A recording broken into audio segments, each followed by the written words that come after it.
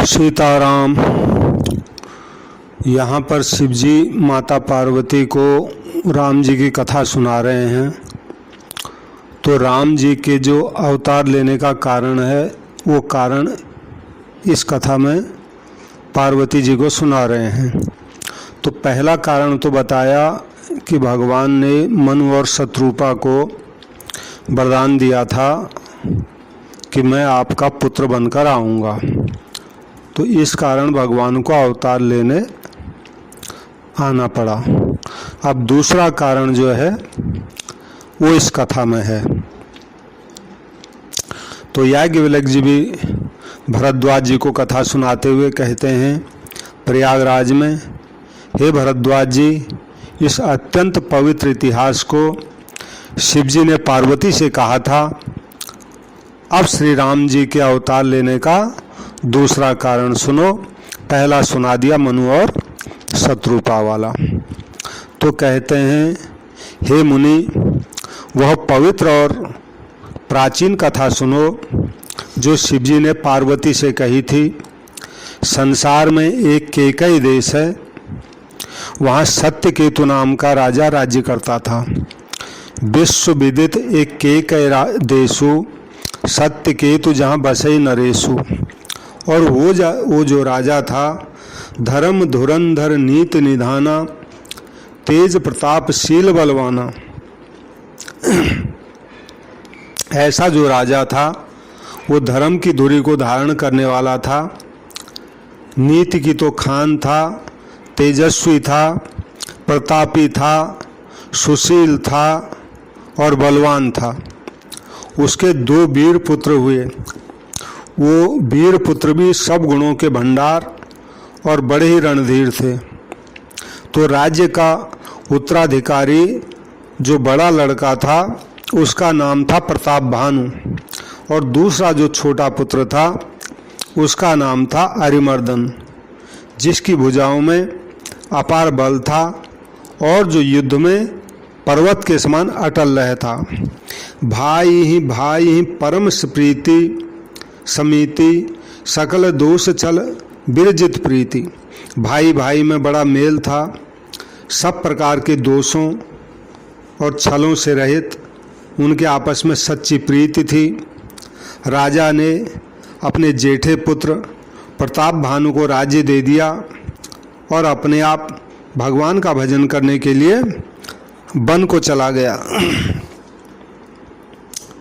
तो तुलसीदास जी महाराज कहते हैं, जब प्रताप रपि भयउ नृपौ, फिरी दुहाई देश, प्रजा पाल अति वेद विधि, कतहु नहीं अघलेश।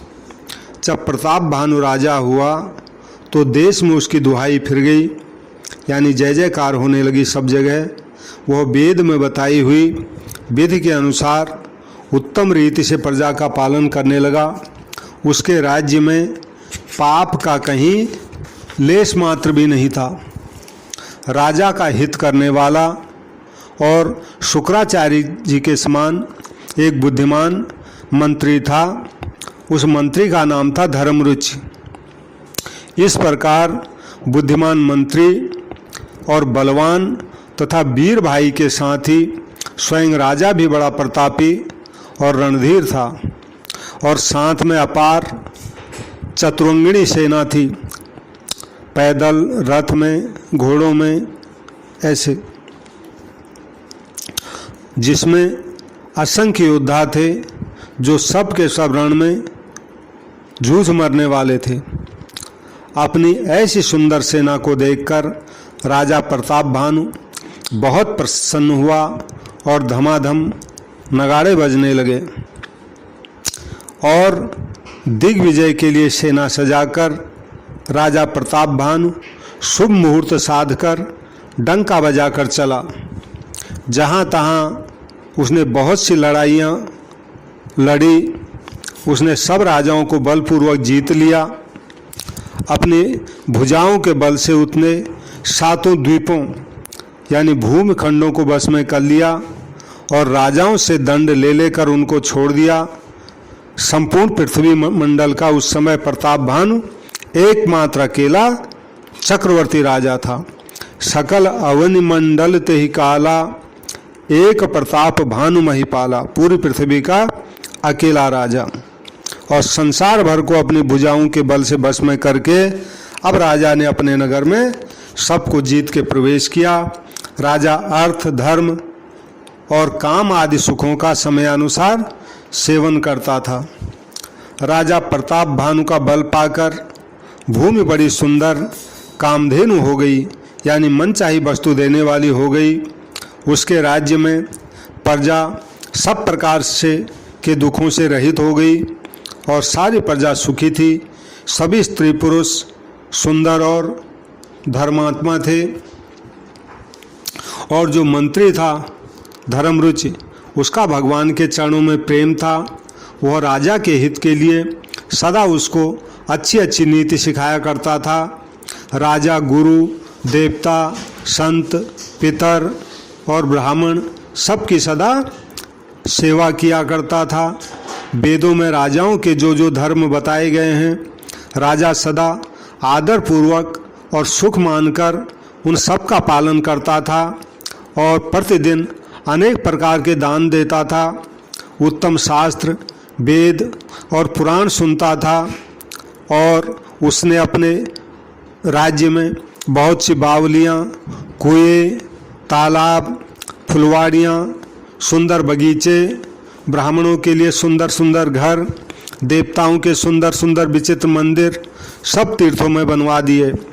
जहाँ लगी कहे पुराण श्रुति, एक एक सब जाग, 12 सहस्त्र सहस्त्र निपव, किए सहित अनुराग। वेद और पुराणों में जितने प्रकार के यज्ञ कहे गए हैं, राजा प्रताप भानु ने एक एक करके उन सब यज्ञों को प्रेम सहित हजार हजार बार किया। राजा के हृदय में किसी फल की कामना नहीं थी। राजा बड़ा ही बुद्धिमान और ज्ञानी था। वह ज्ञानी राजा कर्म, मन और वाणी से जो कुछ भी करता था सब भगवान वासुदेव के श्री चरणों में अर्पित कर देता था। करई जे धर्म कर्म मन बानी, वासुदेव अर्पित निप ज्ञानी। अब इतना सुंदर राजा, एक बार क्या हुआ, राजा प्रताप भानु एक अच्छे घोड़े पर सवार होकर शिकार का सब सामान सजाकर विंध्याचल के घने जंगलों में गया। वहाँ उसने पहले बहुत उत्तम उत्तम हिरण मारे। राजा ने वन में फिरते हुए एक सूअर को देखा।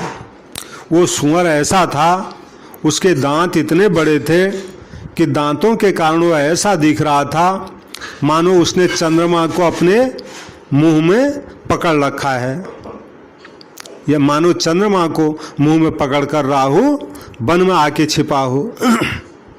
ऐसा राहु लग रहा था वो सूअर, मानो उसने चंद्रमा को अपने मुंह में पकड़ रखा हो। तो चंद्रमा बड़ा होने के कारण उसके मुंह में समाता नहीं था, इसलिए बाहर की तरफ भी दिख रहा था और चंद्रमा के बड़े होने के कारण वो उसको निगल भी नहीं पा रहा था और गुस्से के कारण उगलता भी नहीं था। तो यह तो सूअर के भयानक दांतों की शोभा कही गई है। अब उस सूअर का जो शरीर था बहुत विशाल था और बहुत मोटा था। तो घोड़े की आहट पाकर वो सूअर घुरघुराता हुआ कान उठाए चौकन्ना होकर देख रहा था। तो नील पर्वत के शिखर के समान विशाल शरीर वाले उस सूअर को देखकर राजा प्रताप भानु ने घोड़े को चाबुक लगाकर तेजी से वो चला और उसने सूअर को ललकारा, अब तेरा बचाव किसी भी हालत से हो नहीं सकता। अधिक शब्द करते हुए घोड़े को अपनी तरफ आता देखकर सूअर भी वायु वेग से भागा। राजा ने तुरंत ही धनुष पर बाण चढ़ाया और सूअर बाणों को देखते ही धरती में दुबक गया। राजा तक तक कर सूअर पर तीर चलाता है, परंतु सूअर छल करके शरीर को बचाता जाता है। वह पशु कभी प्रकट होता है, कभी छिपता हुआ भाग जाता है और राजा भी क्रोध के वश उसके साथ पीछे पीछे जाता रहता घोड़े में बैठकर। सूअर बहुत दूर ऐसे घने जंगल में चला गया जहाँ हाथी घोड़े का भी गम नहीं था। यानी राजा बिल्कुल वहाँ अकेला था, जंगल में बहुत दूर चला गया था और वन में बहुत क्लेश भी था। फिर राजा ने उस शत्रु का पीछा नहीं किया, छोड़ दिया, क्योंकि मारने में आया नहीं वो और थक भी गया था राजा। तो राजा को बड़ा धैर्यवान देखकर सुअर भाग करके पहाड़ की एक गहरी गुफा में जा घुसा। उसमें जाना कठिन देखकर राजा को फिर पछताकर पीछे लौटना पड़ा और उस घोर वन में अब वो रास्ता भूल गया। खेद छिन्न क्षुधित तृषित राजा बाज समेत खोजत व्याकुल सरित सरो जल बिनु भयं अचेत। बहुत परिश्रम करने से थका हुआ और घोड़े समेत भूख प्यास से व्याकुल राजा नदी तालाब खोजता खोजता पानी के बिना बेहाल हो गया। तो इस तरह भटकते भटकते उसने वन में एक आश्रम देखा। वहाँ कपट से मुनि का वेश बनाए एक राजा रहता था वो राजा लेकिन झूठ मूठ का साधु बना हुआ था वहाँ, जिसका देश, जिस कपट मुनि का देश राजा प्रताप भानु ने छीन लिया था और जो सेना छोड़कर युद्ध से भाग गया था। तो प्रताप भानु का समय यानी अच्छे दिन जानकर और अपना कुछ समय अनुमान करके उसके मन में बड़ी ग्लानि हुई। इसके कारण वो घर भी नहीं गया और अभिमानी होने के कारण राजा प्रताप भानु से उसने मेल भी नहीं किया और दरिद्र की भांति मन ही मन क्रोध को मारकर वह राजा तपस्वी के वेश में अब यहाँ वन में रहता था। तो राजा प्रताप भानु गलती से आज उसी के पास चला गया। उसने तुरंत पहचान लिया क्योंकि ये तो राजा प्रताप भानु है, क्योंकि प्रताप भानु ने उसको हराया था और लेकिन राजा प्रताप भानु ने उसको नहीं पहचाना। तो राजा प्यासा होने के कारण व्याकुलता में उसको पहचान नहीं सका। सुंदर वेश देखकर राजा ने उसे महामुनि समझा और घोड़े से उतरकर उसको प्रणाम किया, परंतु बड़ा चतुर होने के कारण राजा ने उसको अपना नाम नहीं बताया। तो राजा को प्यासा देखकर उसने सरोवर दिखला दिया। हर्षित होकर राजा ने घोड़े सहित उस सरोवर में स्नान किया और जलपान किया। तो सारी थकावट मिट गई, राजा सुखी हो गया। तब तपस्वी उसको अपने आश्रम में ले गया और सूर्यास्त का समय जानकर उसने राजा को बैठने के लिए आसन दिया। फिर वह तपस्वी कोमल वचन कहने लगा, राजा को कहने लग गया, तुम कौन हो? सुंदर युवक होकर जीवन की परवाह न करके वन में अकेले क्यों फिर रहे हो? लक्षणों से तुम चक्रवर्ती राजा के समान लग रहे हो। तुमको देखकर मुझे बड़ी दया आती है। राजा प्रताप भानु ने कहा, हे मुनीश्वर सुनिए, प्रताप भानु नाम का एक राजा है, मैं उसका मंत्री हूँ। शिकार के लिए फिरते हुए मैं रास्ता भूल गया हूँ। बड़े भाग्य से यहाँ आकर मैंने आपके श्री चरणों के दर्शन पाए हैं। हमें आपका दर्शन बड़ा दुर्लभ था, इससे जान पड़ता है अब कुछ भला होने वाला है। मुनि ने कहा, उस कपट मुनि ने, हे तात, अब अंधेरा हो गया है, तुम्हारा नगर तो यहाँ से 70 योजन पर है और उसमें भी घोर अंधेरी रात है, घना जंगल है, रास्ता ठीक नहीं है।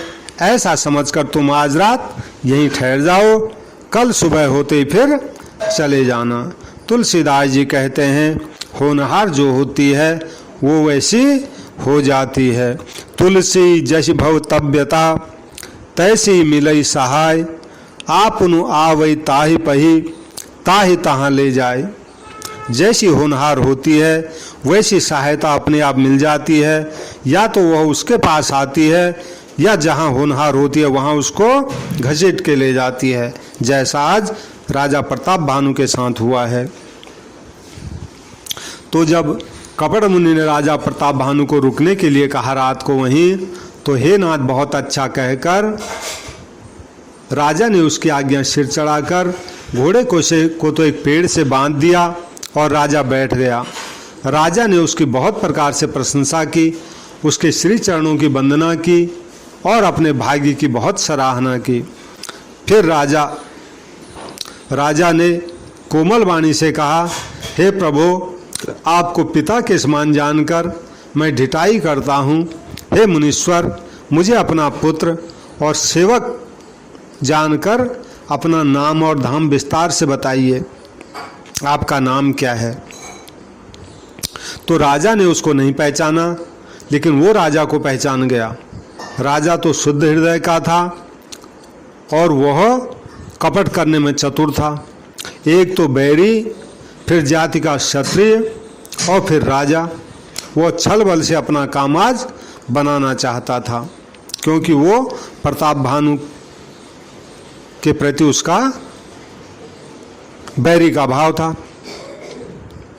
आज उसको मौका मिला तो वह अपने शत्रु, अपने राज्य सुख को समझ करके बहुत दुखी था।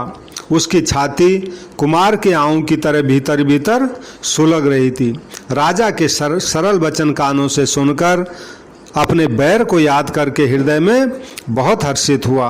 वह कपट में डुबोकर बड़ी युक्ति के साथ कोमल वाणी बोला, अब तो हमारा नाम भिखारी है, क्योंकि हम निर्धन हैं और घर द्वार के विहीन हैं।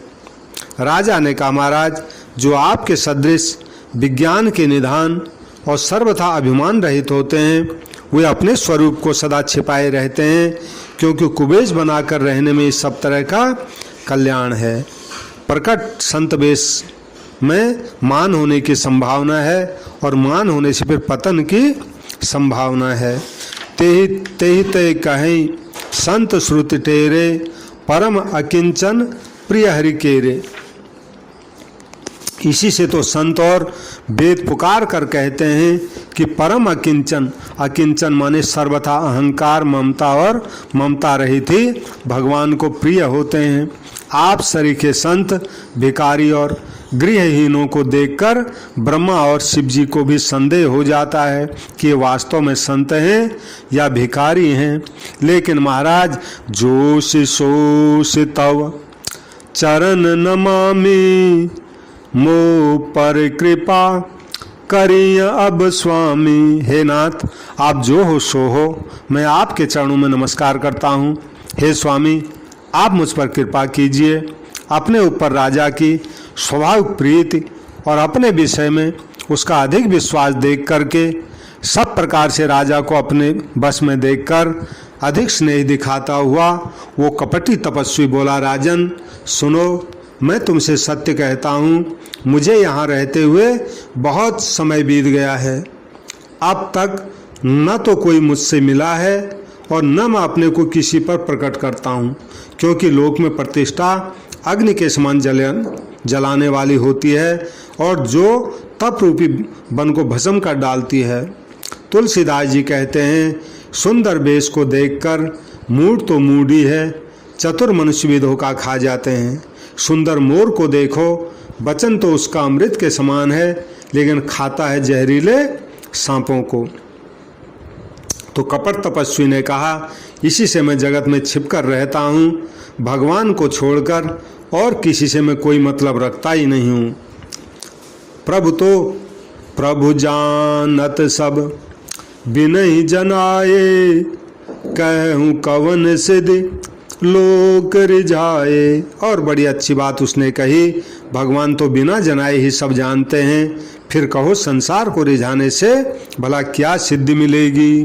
तुम पवित्र और सुंदर बुद्धि वाले हो, इससे मुझे बहुत प्यारे हो और तुम्हारी भी मुझ पर प्रीति और विश्वास है।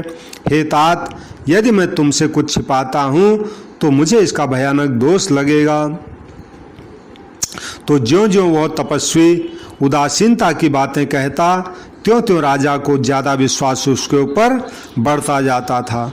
जब उस बगुले की तरह ध्यान लगाने वाले कपटी मुनि ने राजा को कर्म, मन और वचन से अपने बस में जाना, तब वो बोला, नाम हमार एक तनु भाई, सुन नृप बोलेऊं पुनि सिरुनाई। हे भाई, हमारा नाम एक तनु है।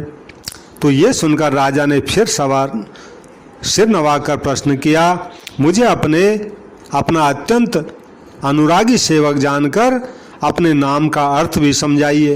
एक तनु का मतलब क्या हुआ? तो कपटी मुनि बोला, आदि सृष्टि उपजी जबहि तब उत्पत्ति भय मोर, नाम एक तनु हेतु तेहि देह न धरी बहोरी। बोले जब सबसे पहले ये सृष्टि उत्पन्न हुई तो सृष्टि के साथ ही मेरी भी उत्पत्ति हुई, तब से आज तक मेरा ये वही शरीर है, मैंने दूसरा शरीर अभी धारण नहीं किया, इसीलिए मेरा नाम एक तनु है, यानी एक शरीर वाला है। हे पुत्र, तुम मन में आश्चर्य मत करो, क्योंकि तपस्या से कुछ भी दुर्लभ नहीं है। तप के बल से ब्रह्मा जी संसार को रचते हैं, तप के बल से विष्णु संसार का पालन करते हैं, और तप के बल से रुद्र फिर संसार का संहार करते हैं। संसार में ऐसी कोई वस्तु नहीं जो तपस्या करके नहीं मिल सके। तप बल शंभु करहि संघारा, तप तय अगमन कछु संसारा। ये सुनकर राजा को बड़ा अनुराग हुआ। तब वो तपस्वी पुरानी पुरानी कथाएं कहने लग गया। कर्म धर्म इतिहास अनेका, करई निरूपण बिरत विवेका। कर्म धर्म अनेकों प्रकार के इतिहास कहकर वो कपटी मुनि वैराग्य और ज्ञान का निरूपण करने लगा। सृष्टि की उत्पत्ति, सृष्टि की स्थिति और सृष्टि का संहार और अपार आश्चर्य भरी कथाएं उसने राजा को रात में विस्तार से सुनाई। राजा सुनकर उस तपस्वी के पूरी तरह बस में हो गया। तब उससे अपना नाम बताने लगा जो अभी तक छुपा रखा था। तपस्वी ने कहा, राजन, मैं तो तुमको पहले से ही जानता हूँ, तुमने जो कपट किया अपना नाम नहीं बताया, मुझे बहुत अच्छा लगा। हे राजन सुनो, नीति ऐसी है, राजा जहाँ तहाँ अपना नाम नहीं बताते। तुम्हारी वही चतुराई समझकर तुम पर मेरा बड़ा प्रेम हो गया है। मैं तुमको जानता हूँ, नाम तुम्हार प्रताप दिनेशा, सत्य केतु तव पिता नरेशा। हे राजन, तुम्हारा नाम प्रताप भानु है, तुम महाराज सत्य केतु के पुत्र हो। हे राजन, गुरु की कृपा से मैं सब जानता हूँ, लेकिन अपनी हानि समझकर तुमको कहता नहीं। हे तात, तुम्हारा स्वाभाविक सीधापन, प्रेम, विश्वास और नीति में निपुणता देखकर मेरे मन में तुम्हारे ऊपर बड़ी ममता उत्पन्न हो गई है, इसलिए मैं तुम्हारे पूछने पर अपनी कथा कहता हूँ। अब मैं प्रसन्न हूँ, इसमें संदेह न करना।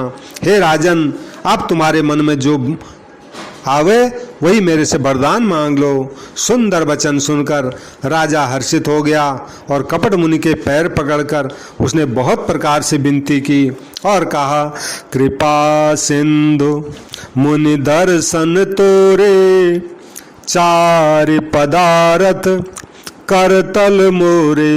हे दया सागर मुनि, आपके दर्शन से अब तो चारों पदार्थ अर्थ, धर्म, काम और मोक्ष मेरी मुट्ठी में आ गए हैं। तो भी हे स्वामी, आपको प्रसन्न देखकर मैं आपसे यह दुर्लभ वर मांगकर शोक रहित हो जाऊं। क्या वरदान मांगा? प्रताप भानु ने बोले, जरा मरण दुख रहित तनु, समर्जित जन को, एक छत्र रपि रिपुहीन मही, राज कलभ सत हो। महाराज, मेरा शरीर वृद्धावस्था को कभी प्राप्त नहीं हो, मेरी कभी मृत्यु नहीं हो, मुझे कभी कोई दुख नहीं आए, मुझे कोई युद्ध में कोई जीत नहीं सके, और पृथ्वी पर मेरा 100 कल्प तक एक छत्र अकंटक राज्य हो। इतने वरदान मांग दिए।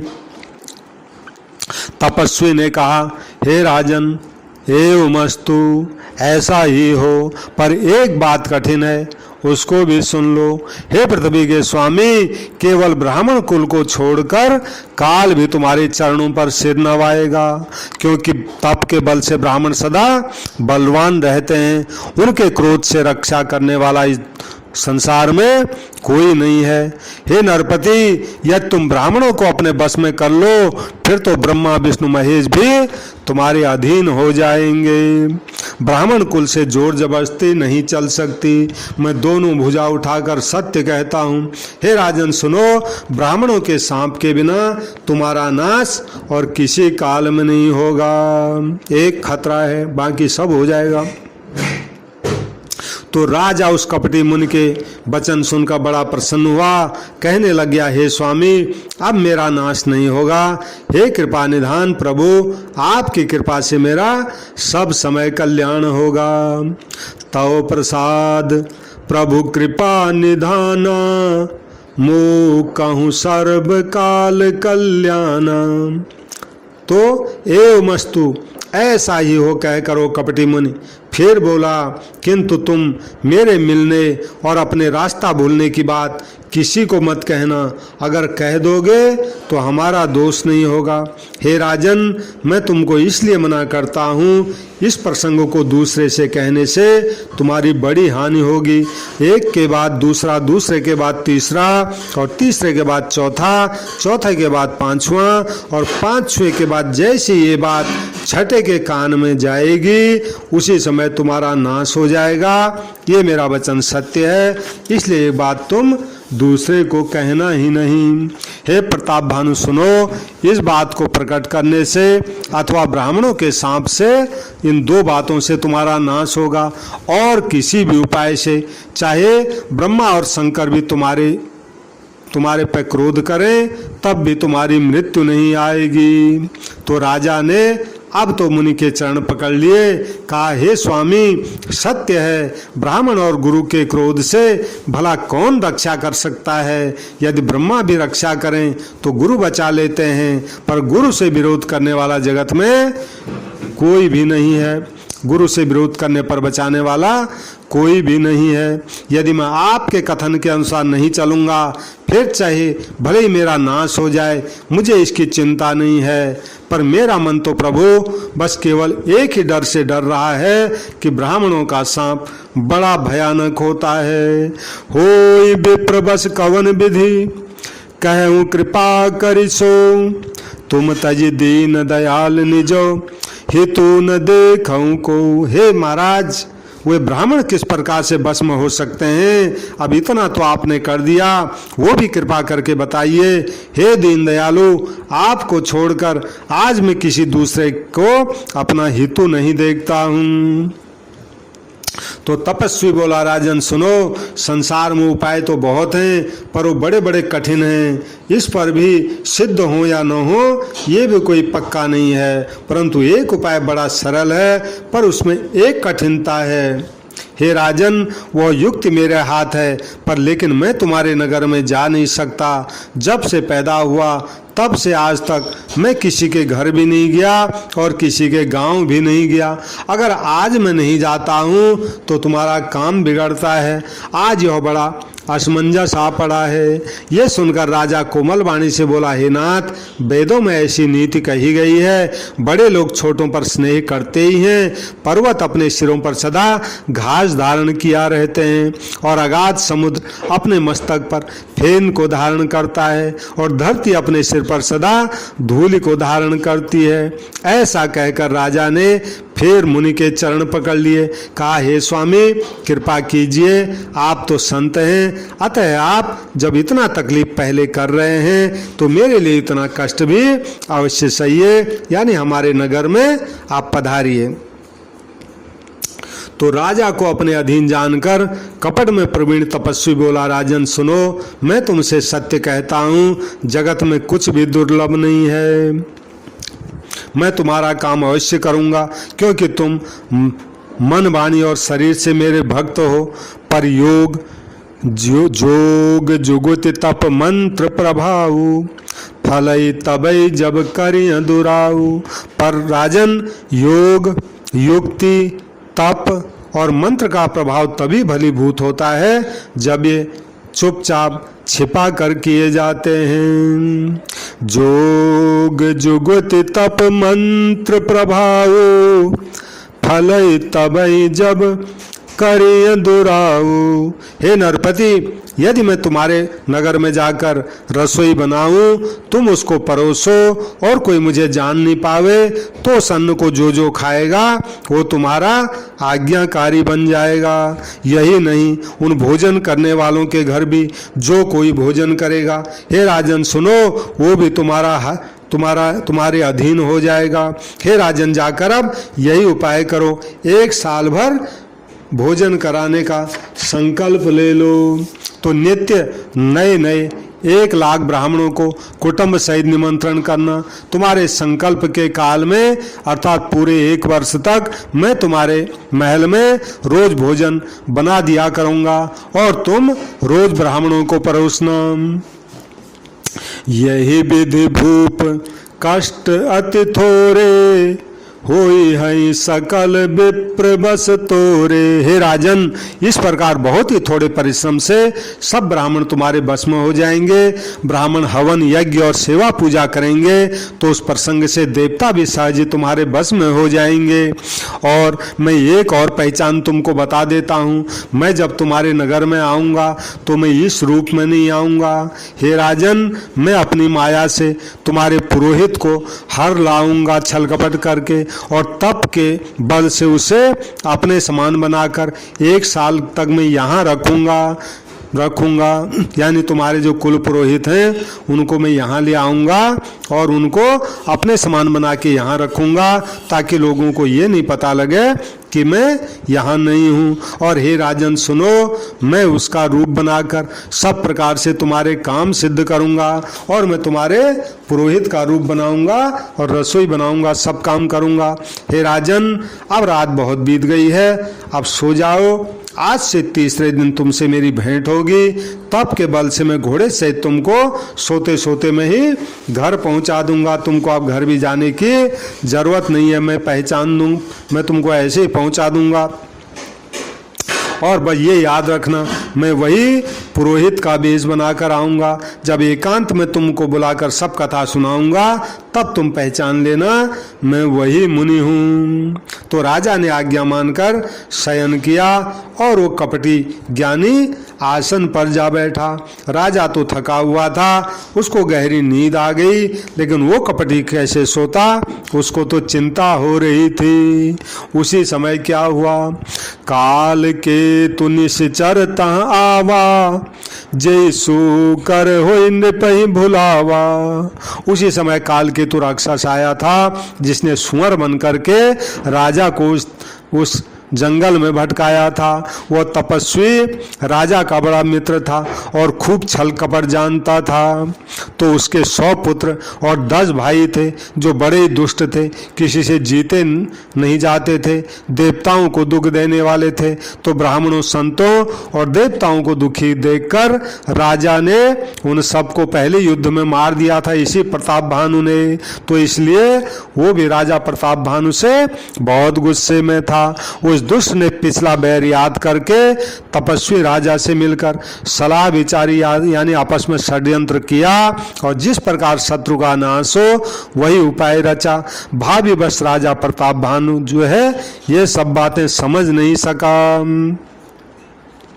रिपु तेजसी अकेला लघु करिय गण्य न ताहु, अजहु देत दुख रवि शशि सिरावसे सितराहु।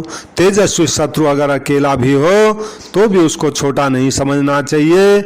जिसका मात्र सिर बचा था वो राहु आज तक भी सूर्य और चंद्रमा को दुख देता है, तुलसीदास जी कहते हैं। अब तपस्वी राजा अपने मित्र को प्रसन्न हो उठकर मिला, देखकर प्रसन्न होकर उससे मिला और सुखी हुआ। उसने मित्र को सब कथा सुनाई। तब राक्षस आनंदित होकर बोले, हे राजन सुनो, अब तुमने मेरे कहने के अनुसार इतना काम तो कर दिया है, बस अब मैंने शत्रु को काबू में कर लिया समझो। अब तो परिहरि सोच रहूं तुम सोई, बिनु औषध बियाद विधि खोई। आप तुम चिंता त्याग के सो जाओ, विधाता ने बिना दवाई के ही सब रोग दूर कर दिया। अब महाराज कुल सहित शत्रु को जड़ मूल से उखाड़ बहाकर आज से चौथे दिन मैं तुमसे आ मिलूंगा। इस प्रकार तपस्वी राजा को खूब दिलासा देकर वह मायावी और अत्यंत क्रोधी राक्षस चला और उसी ने प्रताप भानु राजा को घोड़े सहित रात रात में सोते सोते घर में पहुंचा दिया। राजा को रानी के पास सुला दिया और घोड़े को भी अच्छी तरह घुड़शाला में बांध दिया। फिर वह राजा के पुरोहित को उठा के ले गया और माया से उसी बुद्धि को भ्रम में डालकर उसको पहाड़ की गुफा में लाके वहां रख दिया और वह आप उस राजा का पुरोहित का रूप बनाकर पुरोहित की सेज पर जा लेटा और राजा सवेरा होने से पहले ही जाग गया और उसने अपना घर देखकर बड़ा आश्चर्य माना। तब मन में मुनि की महिमा का अनुमान करके वो धीरे से उठा जिससे रानी जान न पावे। फिर उसी घोड़े पर चढ़कर वन में चला गया। नगर के किसी भी स्त्री पुरुष ने उसको पहचाना नहीं कि राजा आ गया और चला गया करके। तो दूसरे दिन दोपहर बीत जाने पर राजा आया। घर घर उत्सव होने लगे क्योंकि राजा भटक गया था, कल आया नहीं था। तो दूसरे दिन जब दोपहर में आया तो घर घर मारा उत्सव होने लगे, बधावा बजने लगा। जब राजा ने पुरोहित को देखा तब वह अपने उसी कार्य का स्मरण करके उसे आश्चर्य से देखने लग गया। तो राजा को 3 दिन युग के समान बीते। उसकी बुद्धि कपटी मुनि के चरणों में लगी रही। अब निश्चित समय जानकर वो पुरोहित बना हुआ राक्षस आया और राजा के साथ हुई गुप्त सलाह के अनुसार उसने सब विचार उसको कहे और सब समझाकर कह दिया और संकेत के अनुसार गुरु को उस रूप में पहचान कर राजा प्रताप भानु प्रसन्न हुआ। भ्रमवश उसको चेत नहीं रहा कि यह वो तपस्वी मुनि है या कालकेतु राक्षस है। उसने तुरंत 1 लाख उत्तम ब्राह्मणों को कुटुंब सहित भोजन करने के लिए निमंत्रण दे दिया और पुरोहित ने उसी कालकेतु राक्षस ने 6 रस और 4 प्रकार के भोजन जैसा वेदों में वर्णन किया वैसा बनाया। उसने मायामयी रसोई तैयार की। इतने व्यंजन बनाए उसने कि उनको कोई गिन नहीं सकता। अनेक प्रकार के पशुओं का मांस उसने पकाया और उस भोजन में उसने दुष्ट ने ब्राह्मणों का भी मांस मिला दिया। सब ब्राह्मणों को भोजन के लिए बुलाया, चरण धोकर आदर सहित बैठाया। जो ही राजा परोसने लगा उसी समय कालकेतु की आकाशवाणी हुई। उस दुष्ट राक्षस ने आकाशवाणी कर दी। क्या कर दी? बोले, हे ब्राह्मणों, उठ कर अपने अपने घर जाओ, इस अन्न को मत खाओ, इसको खाने से बड़ी हानि होगी। भयं रसोई भूसुर मासु सब द्विज उठे मान विश्वासु। अरे ब्राह्मणों, इस राजा ने जो रसोई बनवाई है तुम्हारे लिए, इसमें ब्राह्मणों का मांस मिला हुआ है, इसको मत खाना।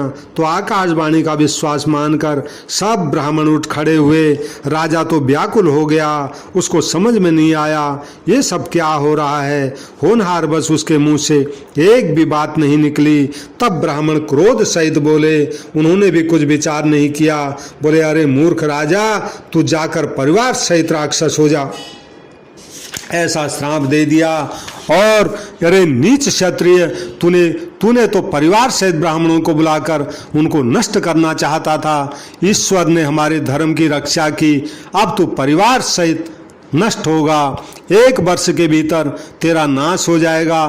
तेरे कुल में कोई पानी देने लायक तक भी बचेगा नहीं। सांप सुनकर राजा भय के मारे अत्यंत व्याकुल हो गया।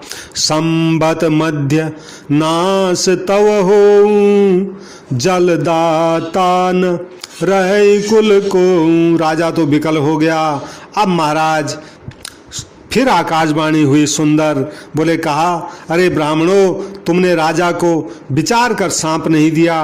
राजा ने कुछ भी अपराध नहीं किया था। आकाशवाणी सुनकर सब ब्राह्मण चकित हो गए। तब राजा वहां गया जहां भोजन बनाया था उस कपटी ने। तो महाराज क्या देखा, वहां न भोजन था, न रसोईया था, न ब्राह्मण था। तब राजा के मन में अपार चिंता हुई। वो जो है घर लौटा। उसने ब्राह्मणों को सारी बात बताई। बड़ा ही भयभीत और व्याकुल होकर वो पृथ्वी पर गिर पड़ा।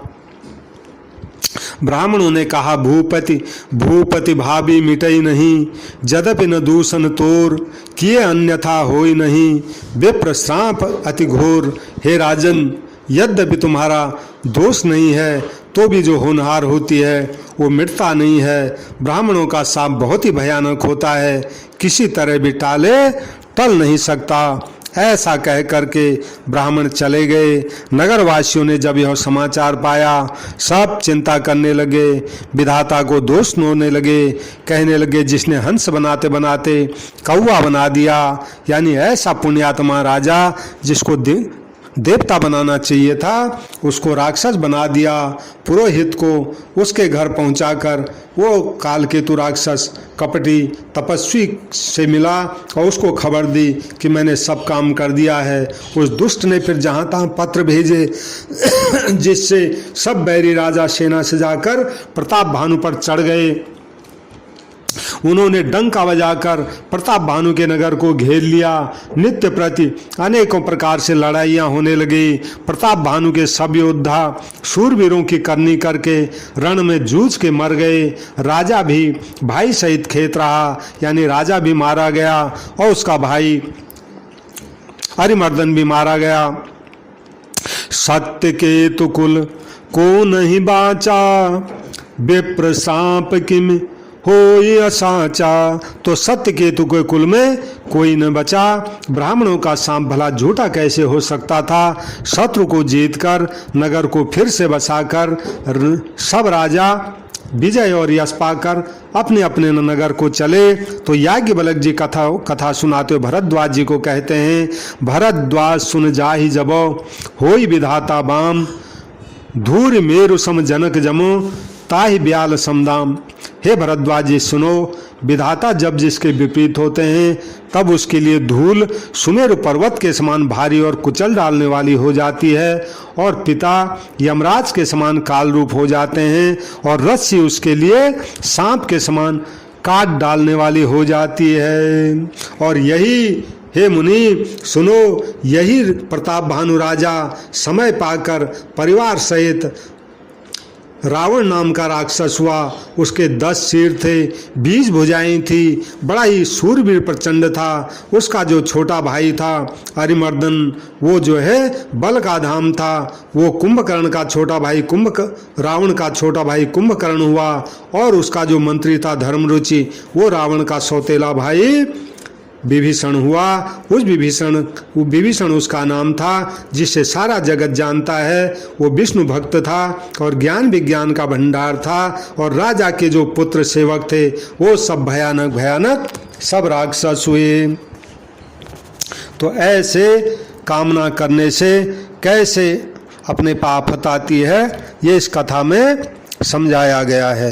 सीताराम सीताराम सीताराम सीताराम सीताराम सीताराम सीताराम।